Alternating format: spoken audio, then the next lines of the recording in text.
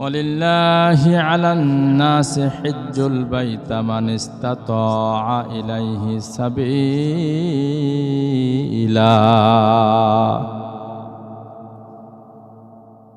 ওয়ালিল্লাহি আলান নাসি হিজ্জুল বাইতি মান ইসতাতাআ ইলাইহি সাবিলা। আল্লাহ তাআলা ডেকে ডেকে বলেন, ও বান্দা শোন, আমি আল্লাহ তাআলা যারে অর্থ দিয়েছি অর্থ দিয়েছি, তারা সামর্থ্যবান লোকগুলা আমি আমার রবের কাবা যে বানায় রাখছি, আমি আল্লাহ যে কাবা বানাইছি, ওই কাবা ঘরের জিয়ারতের জন্য সাধ্য থাকলে আয়া পড়।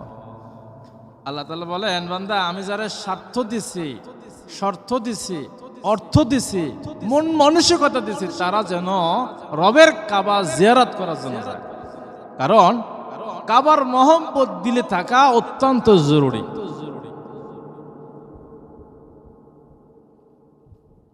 আল্লাহ নবী সাল্লাল্লাহু আলাইহি সাল্লাম বলেন, যখন কোনো বান্দা কোনো বান্দি কাবা ঘর জিয়ারত করার জন্য ঘর থেকে বাহির হয়, আল্লাহ তাআলা বলেন তখন ওই বান্দা আমার মেহমান হয়ে যায়। বলেন সুবহানাল্লাহ। তো এজন্য আমাদের সবারই উচিত অর্থ না থাকলেও অন্তত পক্ষে কমাস কম কাবা ঘরে যেন যাইতে পারি, এই এরাদা দিলের ভিতরে রাখা। কারণ সাত সমুদ্রের ওই পারে এক পিপিলিকা বলছে, আল্লাহ আমি তোমার খানা কাবা একটু তাওয়াফ করতে চাই, দেখতে চাই। তো আল্লাহ কবুতর পাঠায়া তারে লয়ে গেছে, এটা আমরা শুনছি। তো মারিফুল কোরআনের ভেতরে লিখতেছেন, মারিফুল কোরআনের লেখক উনি বলতেছেন যে আমি যখন মক্কায় গেছি, তো যাওয়ার পরে দেখি আমার এলাকার এক গোয়াল আরবি সাজা বয়ে রয়েছে। তো ইদ্রিস কান্দুলুবি রহমতুল্লাহ উনি বলতেছেন, আমি যখন মক্কায় গেছি যায় দেখি আমার এলাকার এক গোয়াল আরবি সাজা বয়ে রয়েছে। আমি তারে জিগাইলাম, কেমনে আসলা এ পর্যন্ত, তোমার তো অর্থ নাই। গোয়াল বলে, আল্লাহ লয়াইছে তাই আয়া পড়ছি। ইদ্রিস কান্দুলুবি রহমতুল্লাহ বলেন, কেমনে আমার একটু বোঝাও। এবার গোয়াল ডেকে বলে, হুজুর প্রতিদিন যখন আমি যাই নামাজ বিছায়, যখন আমি নামাজ আদায় করি, আমি যাই নামাজ বিছায় যখন নামাজ আদায় করি, ওই যাই নামাজের ভেতরে কাপড়ের ছাপা কাপা ঘর দেখা আমি বলি, ও আল্লাহ কাপড়ের ছাপা এই কাবা ঘর শুধু কি আমার দেখাইবা, আমারে কি তোমার আসল কাবা দেখাইবা না?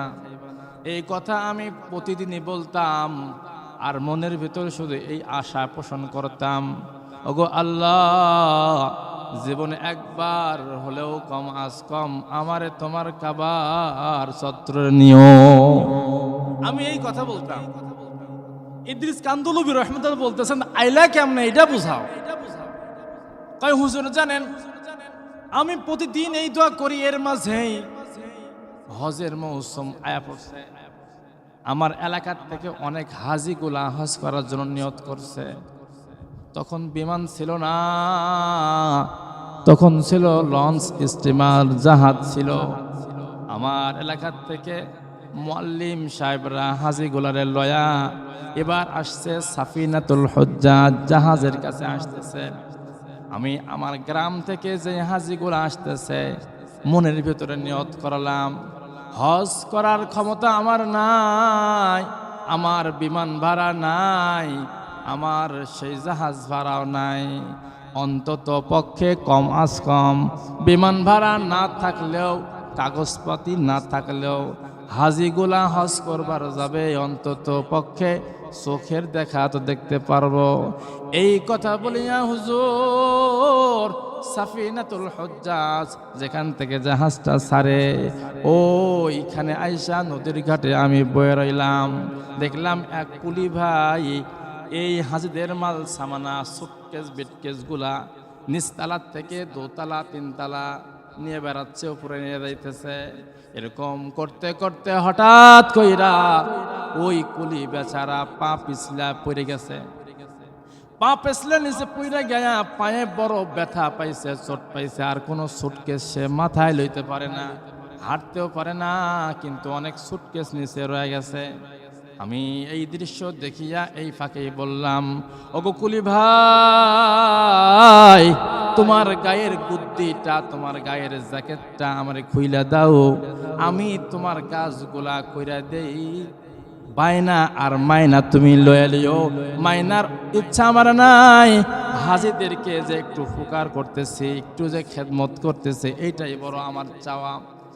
হুজুর এই কথা বইলা আমি তখন ওই গায়ের গুদ্দিটা খুইলা আমার গায়ে পরাই নিলাম, কুলির জ্যাকেটটা আমার গায়ে লয়া আমি এবার এই নিচতলার থেকে ওই তিনতলা আবার নিচতলা এমন করা শুরু করলাম। করতে করতে হঠাৎ এক সময় জাহাজ ছাড়ার সময় হয়ে গেল। জাহাজের প্যাসেঞ্জার যারা ছিল সবাইকে বলল, তোমরা নিজ নিজ স্থানে বৈশা যাও, জাহাজ ছেড়ে দিব। আমি দৌড়ে এসে কুলিরে বললাম, কুলি ভাই, মনে বড় ইচ্ছা ছিল হজ করতে যাব, কিন্তু টাকাও নাই, কাগজও নাই, আমার যাওয়া বুঝি হইল না।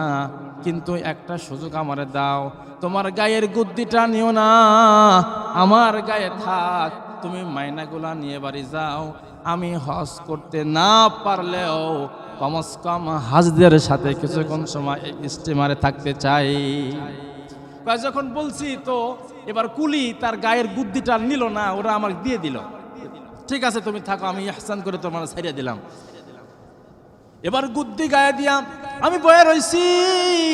সবাই জানে আমি কুলি, কিন্তু আমি জানি আমি কুলি না, আমার তো কোনো কাগজ নাই, কিছুই নাই, আমি ভুয়া। আমি ঘুরি, একবার হাজে যখন বলে পানি লয়া দাও, পানি এনে দেয়, খাবার দেয়, এরকম কইরা যে যা বলে খালি কথা শুনি আর তার সাথে থাকি। হঠাৎ কইরা মাস যখন পার হয়ে গেল, একদিন ওই জাহাজের ভেতরে মুআল্লিম বলল, ও হাজী সাহেবরা, যেই ঘরকে দেখার জন্য জীবনে কত আশা পুষছ, ওই যে দেখা যায় জিদ্দা বন্দর, ওই যে লাইট দেখা যাইতেছে, ওইখান থেকে কিন্তু তালবিয়া পড়া লাগবে। তার মানে পৌঁছে গেছি আমরা, তালবিয়া পড়ো জোরে জোরে, লাব্বাইক আল্লাহুম্মা লাব্বাইক, লাব্বাইক আল্লাহুম্মা লাব্বাইক পড়ো। সবাই পড়তেছে। ওগো আল্লাহ উপস্থিত, আমরা উপস্থিত চলে আসছি তোমার কাছে, আল্লাহ আমাদের মনের ইচ্ছা পূর্ণ কইরা দাও। এই কথা যখন বলতেছে, তালবিয়া পড়তেছে, আমিও পড়া শুরু করলাম। এক পর্যায়ে যখন সাফিনাতুল হুজ্জাজ জাহাজটা যখন ওই কিনারায় থেমে গেল, তখন সবাই চেক পোস্ট দাঁড়ায় গেল, সবাই কাগজ বাহির করতে বলল। কাগজ বাহির করে হাজিগুলা লাইন ধরল।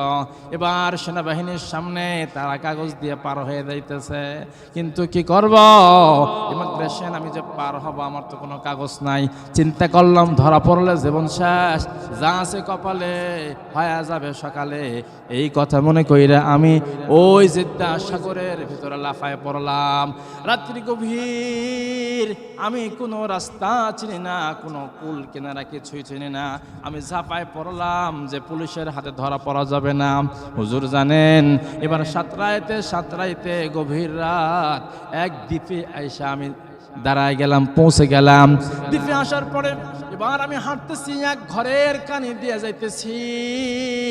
এবার ঘরের ভিতর থেকে কান্নার আওয়াজ শুনে আমি থমকে দাঁড়ায় গেলাম।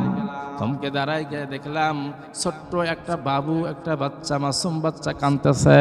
বাড়ি ভর্তি মানুষ থাকা সত্ত্বেও ওই ছোট্ট শিশুরে কেউ থামাইতে পারতেছে না। পেছনে কারণ হলো ছোট্ট বাচ্চাটা মায়ের স্তনে দুধ থাকা সত্ত্বেও বাচ্চাটাই না খাইতে পারে না, এবং দুধ নাই তেমন নাই। এই জন্য বাড়িতে দুধের ব্যবস্থা নাই। একটা গরু আছে যদিও, তারপরেও গরু দুধ দোহাইতে দেয় না।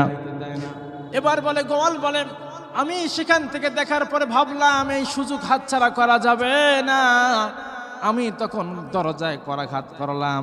করাঘাত করতে একজন মানুষ, ছেলে মানুষ দরজা খুলে দিল। বলে, তুমি কে? আমার চিনবেন না? আপনার বাড়ি থেকে কোনো গরু আছে? কয়, হ্যাঁ। গরু কি দহন করা লাগবে? কয়, হ্যাঁ করা লাগবে। তুমি কে? কয়, পরিচয় পরে দেবো, আগে আমি আপনার গরুটা দহন করে আপনার বাচ্চার মুখে দুধ দেই। এই কথা বলার পরে আমি তখন গরুর কাছে গেলাম, এবং আমারে বলতেছে গরু কিন্তু লাথি মারে, গরু দুধ দহাইতে দেয় না। চিন্তা করলাম টেনশন নাই, আমার পুরানা কায়দায় আমি গরুর দুধ দহন করব। এই কথা বলিয়া গরুর পাটা আমি আচ্ছা মতো বাঁধলাম। হাদিসের ভিতরে লেখে, আচ্ছা মতো বাঁধার পরে এবার আমি আমার পুরান স্টাইলে আমি দুধ দহন করলাম, ভাণ্ড ভরে দিলাম। এই দুধ খাইয়া বাচ্চা সুস্থ, বাচ্চা ঠান্ডা হয়ে গেল। সকাল হয়ে গেল, আমি বললাম, ভাই এবার আমি বিদায় চাই, আমি চলে যাব। বাড়ির যেই মালিক, যে কর্তা, বলে, আমার নাতি সকালবেলা দুধ খায়, এখন পর্যন্ত ঘুমায়, দুপুরবেলা তুই দুধ দহন করে দিবি। কয়, আমি দুধ দহন করলে তো হবে না, আমার সামনে যাইতে হবে। কয়, কই যাবে? আমি হজ করার জন্য বাড়ির থেকে আসছি। কয়, দেখি তোর কাগজগুলো আমারে দেখা। হুজুর যখন কাগজ চাইলো, আমি বললাম কাগজ নাই। কয়, কেমনে তুই হজ করবে, তোর তো কাগজ নাই? কয়, হজ করবো, কাগজ নাই, কিন্তু মনে তো ইচ্ছা। কয়, আরে পাগল, ইচ্ছা থাকলে হবে না, কাগজ থাকা লাগবে। পাসপোর্ট ছাড়া সামনে এক ধাপ দেওয়ার সুযোগ নাই। কয়, ঠিক আছে, তাহলে বুদ্ধি, আমি বাড়িতে চলে যাব। কয়, না, যাওয়া যাবে না, তুই দুপুরবেলা আমার এই গরুর দুধ দহন করবি। আমি দুপুরবেলা দহন করলাম, বাচ্চা খাইলো। কয়, তুই রাত্রেবেলা দহন করবি। আমি তখনও দহন করে দিলাম। এবার বলে, শোন, তোর কাজ হলো তুই আমার এই গরুর দুধ দহন করে আমার নাতিরে তুই খুশি রাখবি, বিনিময়ে আমি তোর হজ করার সুযোগ কইরা দেব। আমি বললাম, হজ করার সুযোগ আমার একা করলে হবে না, আমার বাড়িতে আমার মা আছে, আমার স্ত্রী আছে, পরিবার আছে, তাদের ব্যবস্থা কে করবে? এবার গোয়াল বলে, আমি বলতে দেরি। সে বলল, আরবি বলে, শোন, তোর পুরা ফ্যামিলিরে আনার ব্যবস্থা আমি করব, তোর চিন্তা নাই, তোর টেনশন নাই, তুই আমার বাড়িতে থাক।